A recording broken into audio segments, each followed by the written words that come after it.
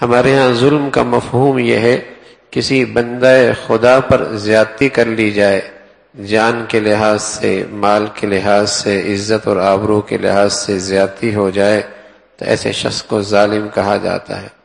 یہ بھی ظلم کی ایک شکل ہے، لیکن سب سے بڑا ظالم وہ ہے جو اللہ کی ذات میں، اللہ کی صفات میں کسی اور کو شریک قرار دے۔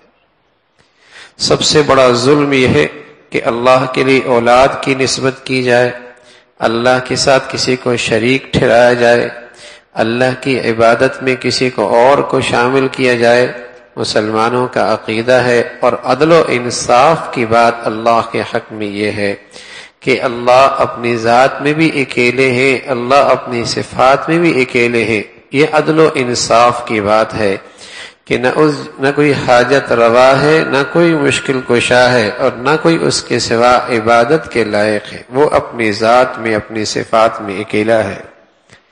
تو جیسے مخلوق کے حقوق کے معاملے میں کوتاہی یہ بھی ظلم ہے، لیکن اللہ کے حق میں سب سے بڑا ظلم ہے کہ اللہ کے ساتھ کسی کو شریک ٹھہرایا جائے۔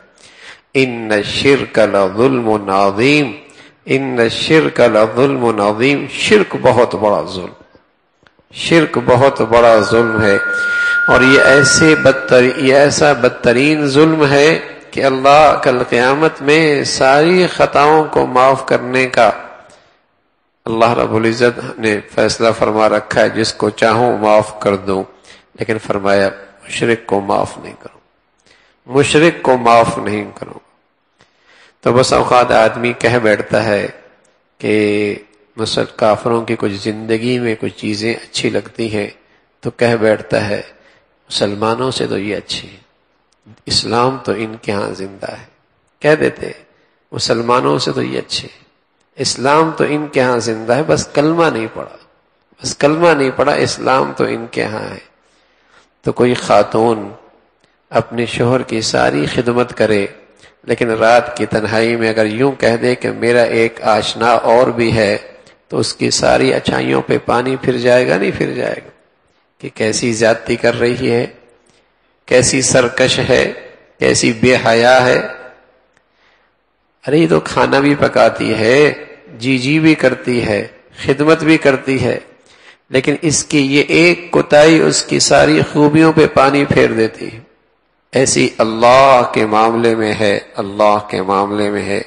کوئی کچھ بھی کرتا رہے، لیکن جب اللہ کے حق میں یوں بھی کہہ دے کہ میرا ایک اور معبود بھی ہے، میرا ایک اور معبود بھی ہے، میرا ایک اور حاجت روا بھی ہے، میرا ایک اور مشکل کشا بھی ہے، پھر اللہ کو غیرت آتی ہے، اللہ کو غیرت آتی ہے کہ اس کی کسی نیکی کا کوئی وزن نہیں ہونا، اس کی کسی نیکی کا کوئی وزن نہیں ہونا۔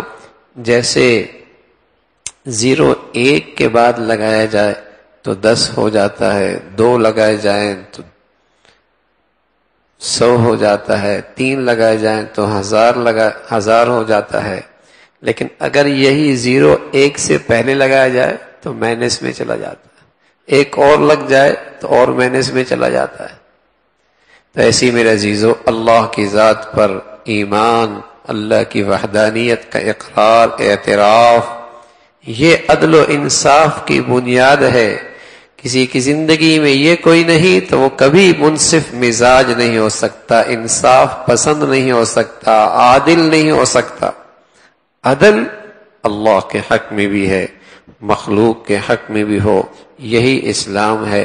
انصاف اللہ کے حق میں بھی کرے، مخلوق کے حق میں بھی انصاف کرے۔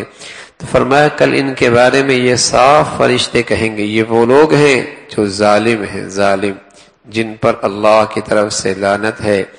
نہ یہ کہ خود یہ اللہ کے حق میں انصاف نہیں کرتے، بلکہ راہ خدا سے لوگوں کو روکتے، اللہ کے دین پر چلنے کے لیے لوگوں کے لیے رکاوٹیں کھڑی کرتے ہیں، اور دین اسلام میں کجیاں اور کمزوریاں تلاش کرتے ہیں۔ یہی وہ لوگ ہیں جو آخرت کے انکاری ہیں۔ یہ اللہ کی پکڑ سے بچ نہیں سکتے، دنیا میں کہیں اللہ کو عاجز نہیں کر سکتے، اور اللہ کے سوا کوئی ان کے لیے مشکل کشا اور حاجت روا بھی نہیں، ان کے لیے دگنا عذاب ہے۔ اور ایسی مت ماری گئی کہ سننے کی صلاحیت نہیں ہے، دیکھنے کی صلاحیت نہیں ہے، سننے کی صلاحیت نہیں ہے، دیکھنے کی صلاحیت نہیں ہے، یعنی عبرت نہیں پکڑتے، سمجھ بوجھ حاصل نہیں کرتے. جیسے مردہ ضمیر، جیسے مردہ شخص اس کے سر پہ جوتے مارتے رہیں، نہ چیختا ہے نہ چلاتا ہے، نہ چیختا ہے نہ چلاتا ہے. اسی طرح جب آدمی مردہ ضمیر ہو جاتا ہے، بے ضمیر ہو جاتا ہے اور اس کا دل مردہ ہو جاتا ہے، پھر دائیں بائیں عبرت کی اتنی نشانیاں ہوتی ہیں لیکن اس پہ کوئی اثر نہیں پڑتا. اللہ رب العزت اس حالت سے ہمیشہ محفوظ فرمائے. اللہ ایمان والی زندگی عطا فرمائے.